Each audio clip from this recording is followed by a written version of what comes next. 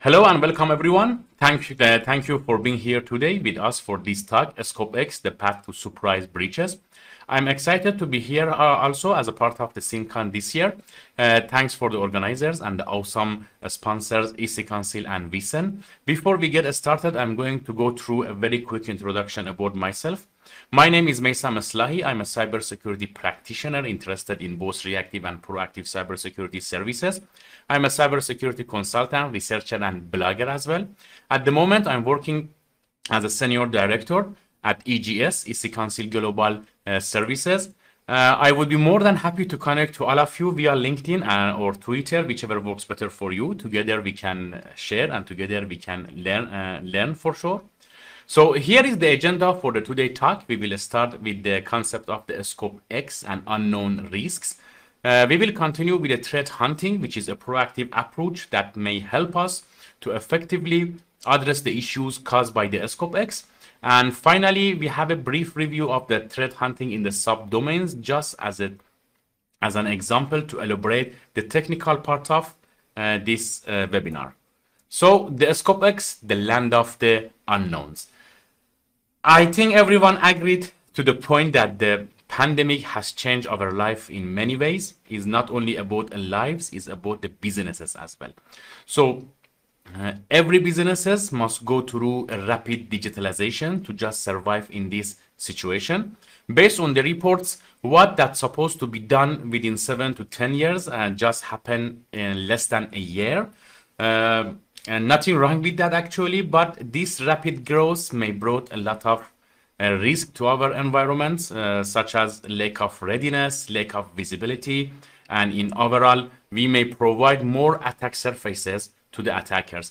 It wasn't a really big surprise to me when the bug crowd reported that nearly 30% of the cyber attacks carried out via the unauthorized and unknown assets. This is what I call it the Scope X. Actually, Scope X is not only covers the assets, it could be any unregistered, unattended, unauthorized, and unknown things within our organizations, people, process, and technology.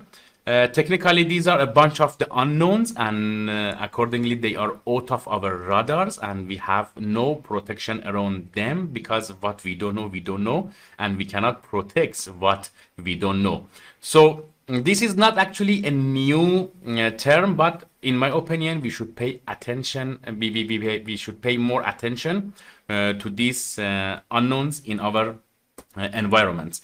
So, for example, one of the good examples of the Scope X and the unknowns is the subdomains. Why I say it so? Because in almost every engagement, I ask client, do you know how many subdomains you have at the moment for your main domain? And in most of the cases, they replied like, we are not sure. It's because we may have 100 and 1,000 subdomains for our main domain. In most of the cases, they are not well maintained. They are not inherit the cyber security controls from the parent domain. And technically, they are out of the radars. So when the things are out of radars and out of our monitoring scope, we may not able to fully protect them. So this is where we should think twice actually. Shall we assume protection when it comes to the unknowns and to the Scope X? In general, we have two types of cybersecurity, as all of you know, the reactive and proactive. In the reactive, normally we assume the protect. We make sure to place all the security controls, security solutions, and monitoring systems in the different layers. Then we keep monitoring, and in case something happens, we trigger the incident response and digital forensics. So I came across a very interesting report by the IBM, which says only 80% of the cyber attacks could be detected by automated security tools, SOC Tier 1 and SOC Tier 2. Around 20% remain undetected. This could be because of the 0 day, because of the sophisticated technique used by the cyber criminals, but in my opinion, it could be partially because of the Scope X and the unknowns. We may have a lot of unknown zone in our environment. We are not even aware of their existence, and definitely we are not aware of the risk, and there will be no protection for them. That's why, in addition to the reactive security, which is integral part of every strategy of for securing any company, it would be a good idea to consider being proactive. Means we assume the breach. We consider that an attacker successfully breached to our network, and then we try to look for the traces, keep hunting, and we proactively try to find the vulnerabilities, the security issues, and fix them before the attacker abuses them. So the threat hunting is one of the technical proactive cybersecurity services. It's human driven and must be done iteratively, which simply means that it's not a one-time job. Actually is a continuous process. In general, we have two types of the threat hunting, structured and unstructured. So let's start with the unstructured one, which is totally data driven. Means a threat hunter go through a bunch of huge volume of the logs, and based on the experience look for any deviation of the standard behaviors. On the other hand, the structured threat hunting work around the educated guess or the hypothesis. We may know that we are specifically looking for the certain type of the attack. We know what type of data we should collect and what are the steps and the tools we may use to look for any evidence of that particular cyber attack. So apart from that, the threat hunting could be work around entity, for example, the high value assets or the high risk users. This is what we call it entity driven threat hunting. It could be based on the specific threat actors and the technique used by them to look for any specific pattern of a particular attack, or it could be a intel driven. For example, our threat intelligence report team reported that recently there is a threat actor which is focused on the certain business sectors, and if by chance we are in the same sector or we are using the same technology, it could be give us some idea about what we should look for and hunt for. So it could be a hybrid approach, which is a combination of all of these three. We look for the specific users, specific vulnerabilities, and look for the particular cyber attack. So regardless of the type of the threat hunting, in general, there are a few success factors. So it's start with the high level one, like a mindset, awareness, priorities, capabilities, and how well the different teams in our organizations coordinate and collaborate with each other. But if I want to divide it, if I want to talk about the main factors, I could divide them into the three main one.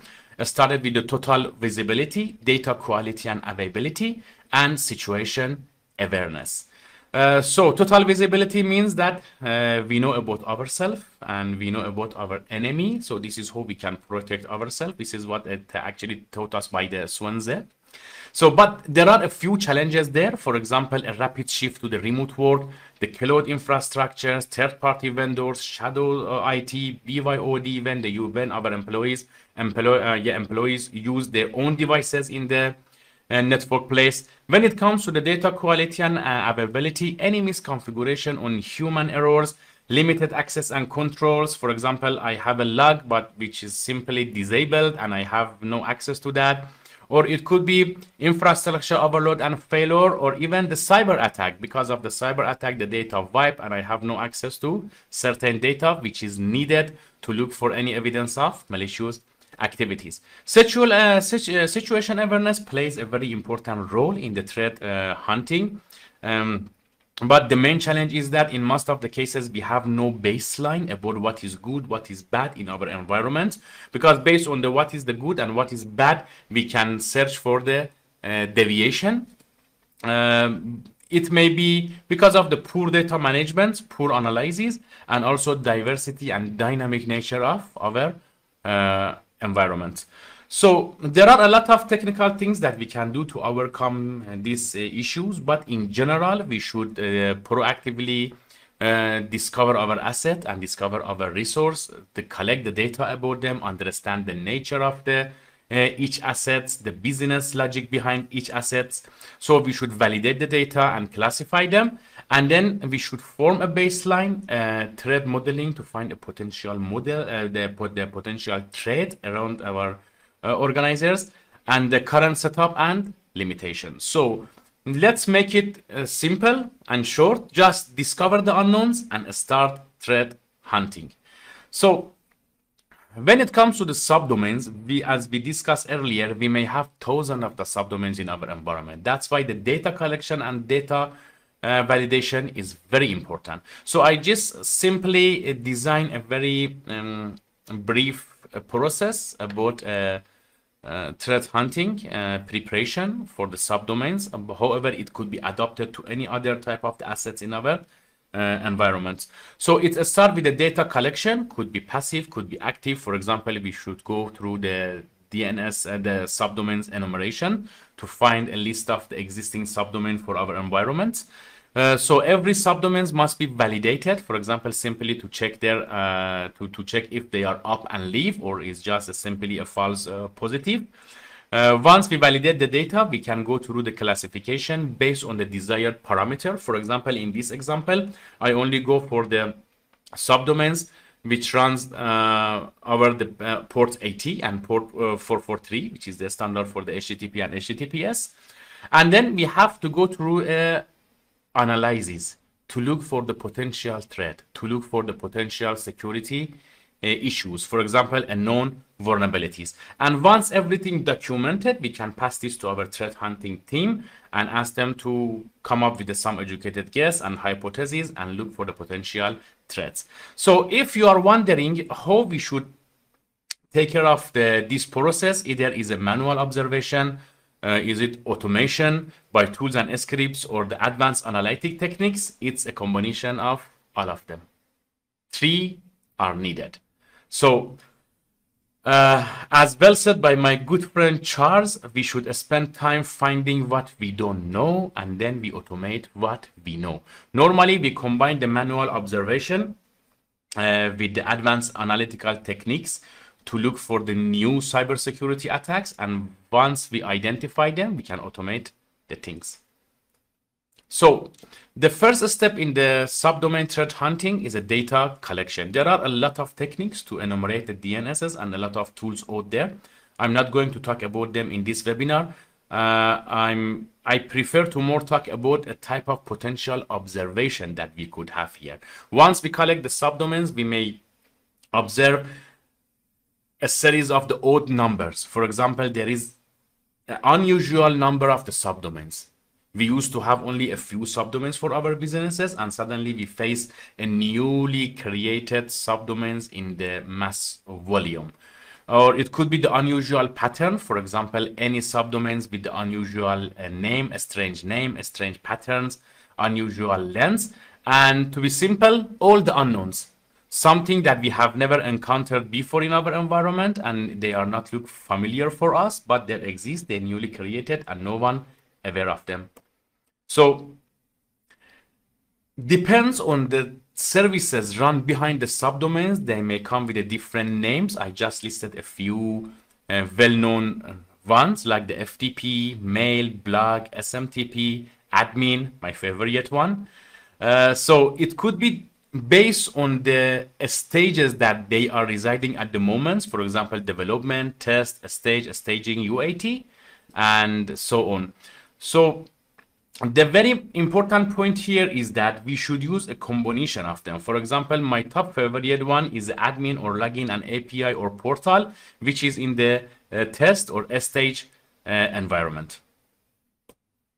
So once we collect the data, we should validate them. I just write a very simple script here. Definitely, you can use your own creativity, your own experience, your own knowledge to develop more validation process based on your agenda. So here I just try to understand which subdomains are up and leave and which one is down. So the data validation effectively help us to narrow down the data to the quality one. So actually we can deduct the amount of the unwanted data like false positive from our data set. So when it comes to the classification, again, it depends on the desired parameter, depends on the case, depends on the situation. But in this example, I only look for all the subdomains, which is running over the port 80 and port 443. I also collect the response code for the HTTP to have a better understanding about what is going on in my environment. So the classification is very important to have a good situational awareness. we can understand and record the normals, and then we look for any significant changes. If there is no any operational or business logic behind that, that could be a sign of the malicious activities. So when it comes to the analysis, as we just said, it could be a start with the manual analysis. Manual analysis is always one of my favorite things, especially during the training stage. But observing thousands of the subdomains one by one is not practical. However, there is a common practice which using of the automated tools to screenshots all the subdomains in one go, and then we go through navigating the different images, and any screenshot attract our attention, then we can go and dig more. So via the screenshots, we may face a lot of interesting things. For example, the error messages, expose sensitive information, default banner, relieve the technology used, login pages, pages leaks business information, and a lot of other juicy informations. When we're talking about a large scale manual observation, it's not that practical. So here I just listed 4 tools that works well for me. I'm not whitelisting any of other tools. If you know any tools better than them, please do not hesitate to introduce to us as well. So, but apart from the manual and automation, we are mostly help us to look for the some things which is easy to understand. When things become complex, means the data is large in the volume, the data have the velocity changing rapidly over the time, or the data comes with the different varieties, and the attackers is very skilled one using a very sophisticated attack. We definitely need something more than the tools and more than the ordinary threat hunter. This is where we should get aid of the advanced analytic techniques such as the data mining, machine learning, pattern recognition, neural networks, and so on.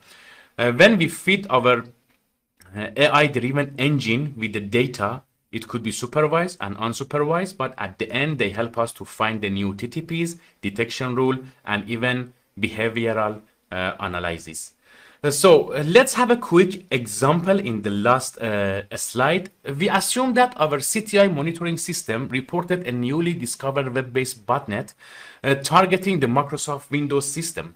The botnet exploits several vulnerabilities. So any of my machine behind any of the subdomains that run the Microsoft operating system could be vulnerable to this botnet. So the botmaster could get control over on my machines and even either steal information from them or force them to be part of the botnet command and control mechanism. So 2 educated guesses came into my mind. And the first one is not the hunt. I prefer to call it detection because it's working around the IOCs. So I go to check 2 things. 1, any system in my network communicating with those IP or URLs associated with the botnet. So I can find the list of the known IP, the known URL, the known host name, the known subdomains from the public available CTI databases, and check in my access log if any of my systems communicating with them. But another thing which is more important, I would like to know, is any of my machines part of that botnet? What if the botmaster take control of my server, which is one of the services left behind one of the forgotten subdomains, and then use them as a command and control servers?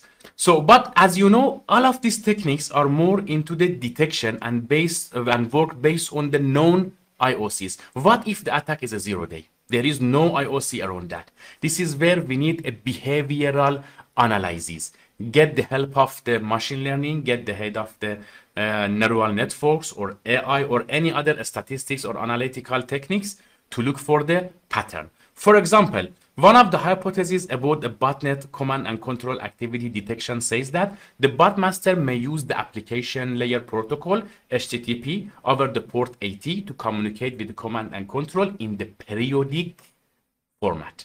So it's not easy to find a periodic pattern in our environment, because there are a lot of applications that may pose the same behavior. For example, the updaters, the downloaders, or any business related application which continuously and periodically connect to the server and fetch the business related informations. That's why we need something more advanced to feed the data, supervise the data, and then, for example, like the decision tree, to categorize the different type of the periodicity of the behaviors. I have published 2 papers to detect the HTTP botnets in the computer and in the mobile environment, and one of the factors is the periodicity level.